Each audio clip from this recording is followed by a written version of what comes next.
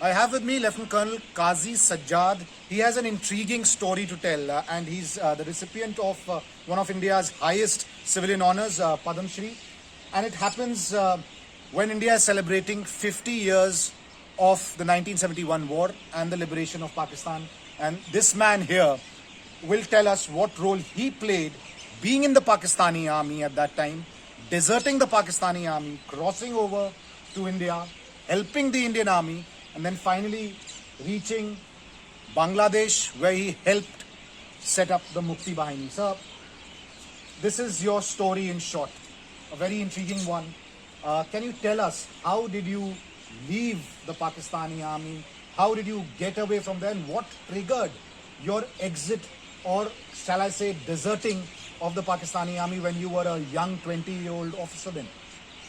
Thank you for a very pertinent question. In fact, what we always say, within 23 years, Jinnah's Pakistan became a Kabristan for us.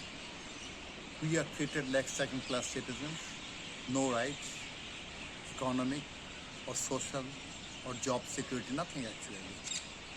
We are a deprived population.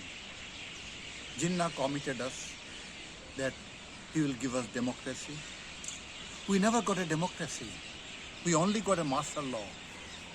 He said he will give us equal rights. We didn't have equal rights. We were treated as servants of Pakistan.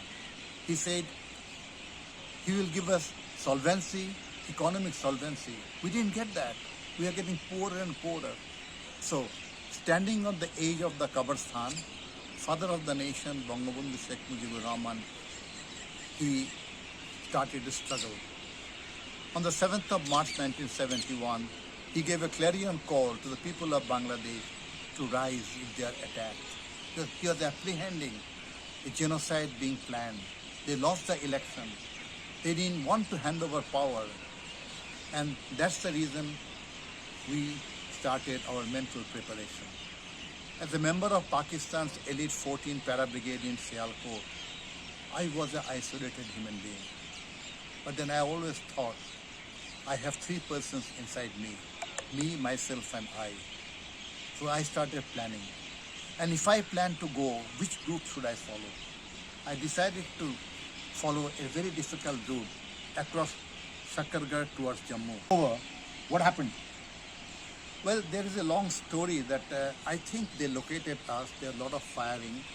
And I wanted the firing to start because when they started firing, the BSF on the other side started firing.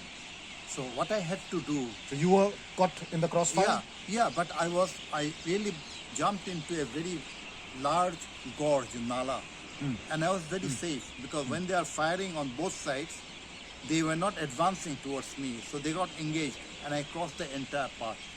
And I went into India, apprehended by Central Reserve Police, and then I discussed with them. The army came in. Later on, I was taken to Delhi from Pathankot, and I tried to help my friends of India with all the battle plans. For how long were you in custody, and how were you treated here in Delhi?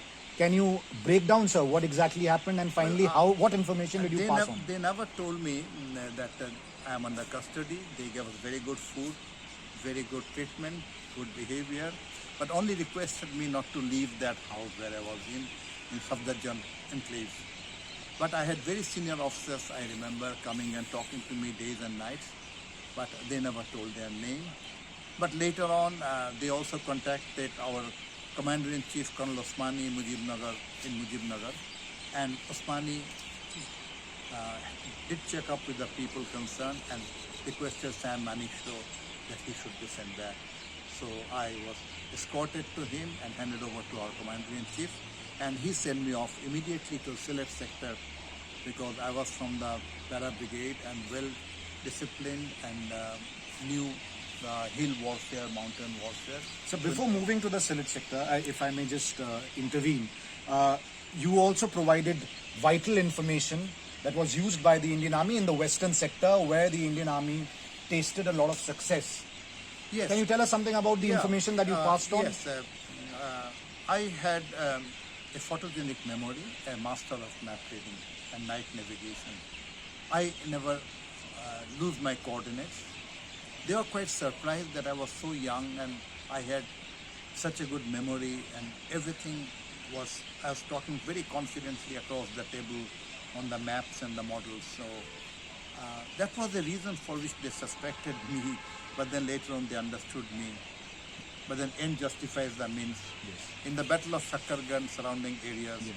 India's divisions penetrated 56 miles inside Pakistan. They captured up to Zafarwal, threatening the main line of communication of Pakistan.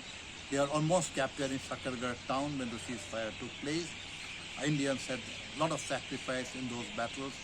2 Paramveer Chakras, Major Hasiar Singh and Arun Khetrapal, 3rd Grenadiers and 17 Pune Horse. They were awarded Paramveer Chakras. So a lot of this success boils down to what you had to offer to the Indian Army. I don't say like that. I thought it was a war against a country which was doing genocide. The Indian soldiers, they fought very well over there. Informations are not the end. That's one of the prelude to success. But they utilized the plan and confidently marched. And there is one thing more you must understand. When the soldiers fight, they fight for justice. Very true. Pakistanis are fighting for injustice cause, unjust cause. The army which was involved in rape, murder, looting and genocide cannot fight. They have no morale to fight. That's the reason they surrendered. So, And yes. yeah, go ahead. So when you reached East Pakistan, which is Bangladesh now, and you were part of Mukti Bahini movement, can you share some insight into what happened there and what exactly was your role? Okay, I was sent to a camp called Kukital camp, adjacent to Tripura Assam border, hilly area. There we had 850 Mukti Bahini boys. We started conducting guerrilla warfare, which was quite well known to me. Then I got a message from our Commander-in-Chief's headquarters. So this is before the war broke out. Yeah. That's a guerrilla warfare Yes. time that we were being given 6 105 Pakhao guns by Indian government, and I was called to the Indian sector and we requested for some vehicles which were given, and I requested personally for some trainers, and they give us 10 trainers along with the captain who visits us regularly, Captain S.S. Dogal. He was a fascinating man and he helped train the battery very quickly. Within 2 weeks we are declared fit for war and we started firing all around inside Pakistan, Bangladesh. Well, that's a very difficult time. The anger of Mukti Bahini boys were too much. Indian army were very protective of Pakistan army, otherwise they would not survive. They protected them every way, day in and day out, and requesting Mukti Bahini not to approach them. Other than that, not a single Pakistani soldier would have come back alive. But then, very sorry to say, within no time, they take you for a ride and attack Kargil and other places in India. They had no sense of gratitude. Their lives were saved by Indian forces. And Indian forces did a tremendous job. As per international law, they saved every Pakistani soldier's life. Not a single Pakistani soldier were killed or harmed after the surrender at 16:41 hours on 16 December 1971. That's a great credit for them. They didn't take any revenge. Although many of the Indian soldiers were maltreated, bayoneted to death, shot in their head, hundreds of them, they have all evidences for that.